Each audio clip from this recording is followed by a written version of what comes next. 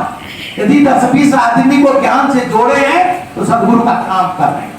नहीं तो सेवा अपने लिए कर रहे हैं, सुमरन अपने लिए कर रहे हैं, सत्संग अपने लिए कर रहे हैं, ये गुरु के लिए नहीं कर रहे हैं। गुरु का काम है संसार को इस ब्रह्म ज्ञान से नवाजना।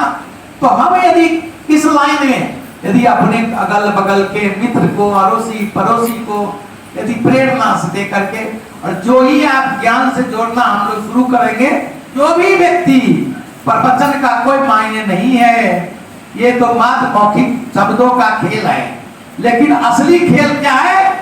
जब पूछा द्रोणाचार्य ने सभी पांडवों को ले गया धनुर्विद्या सिखाने के लिए, का पेड़ पर क्या दिखाई पड़ रहा है? का पेड़ डाली दिखाई पड़ रहा है, कोई पत्ता दिखाई पड़ रहा है। और जब अर्जुन को पूछा गया तुमको क्या दिखाई पड़ रहा है? कहा कि चिड़िया की वो आंख नजर आ रही है, इस पर हमको निशाना मारना है। तो ये ही निशाना है कि सदगुरु धरती पर आया है ये ब्रह्म ज्ञान देकर के धरती को स्वर्ग बनाने के लिए। और सज्जनों, हम क्या कर रहे हैं?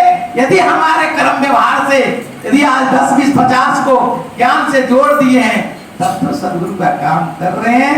नहीं तो आकर के अपना आनंद ले रहे हैं, आके जा रहे हैं। ये भी जरूरी है, लेकिन जो ही हम दूसरे को ज्ञान की प्रेरणा देने लगते हैं, मेरा जीवन सुधरना शुरू हो जाता है।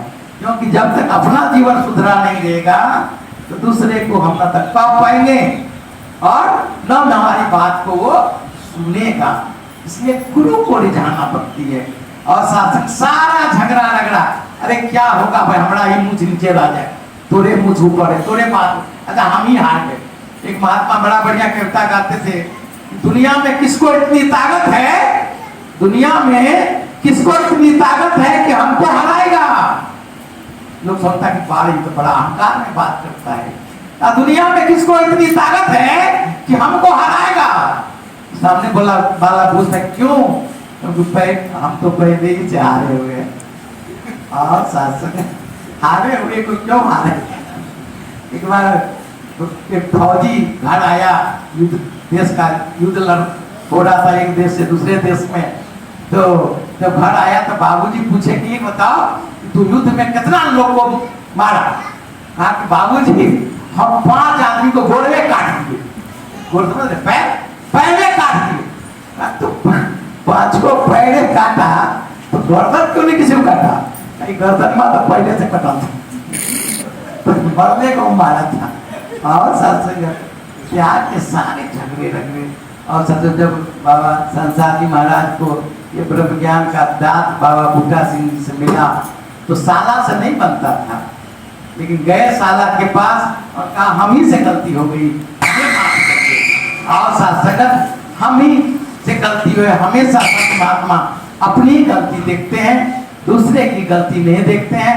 और सत्संगत आगे से ये ध्यान बनाना है कि साल भर का टारगेट ले चलिए कि अगले साल तक जो है प्रत्येक महापुरुष बहने बाल बच्चे। हमारे एक लड़का है उत्पल, स्कूल में जो है वो कन्वेंट में पढ़ाता है। कन्वेंट के जितना टीचर उचर है, बच्चा उच्चा उनके व्यवहार विचार से सब आके ज्ञान ले लिया है। एक लड़का ऐसा कर सकता है, वो ज्ञान दिला सकता है। तो जो है छोटे बच्चे हमारे बेटियां हैं, ये अपने स्कूल के सब पार्टी को नहीं, अरे जब बुढ़ा हो जाता है, बुढ़ा सुगा अपने तो अभी सीख मांगता है, पढ़ता है, तो बच्चे रहता है वो पढ़ता है। जो बहन जी है, महापुरुष है, सेवा दल है, आप महात्मा है, ये आज यदि टारगेट लेकर चलिए कि आज महात्मा आए, ये वचन आया है, हमको पालन करना है, कम से कम 1 साल में 10 आदमी को ब्रह्म ज्ञान से जोड़ने का ध्यान बनाइए। 10 आदमी को, जो 10 आदमी को जिस दिन बना दीजिएगा, तो नेटवर्किंग है, वो और 10 को बनाएगा। और इसको 10 को बनाने में अपना जीवन सुंदर होगा, अपना व्यवहार सुंदर हो जाएगा, अपना चरित्र सुंदर होगा। क्योंकि फिर वही बात उसको लगे कि ये भगवान देखा हुआ है, तभी आपका बात मान करके यहाँ आएगा। यही ध्यान करते हुए सदगुरु सबको सामर्थ्य दे, सबको शक्ति दे, दाता कृपा करे, सदगुरु को रिझाते हुए जीवन बसर करते चले जाए। शासन की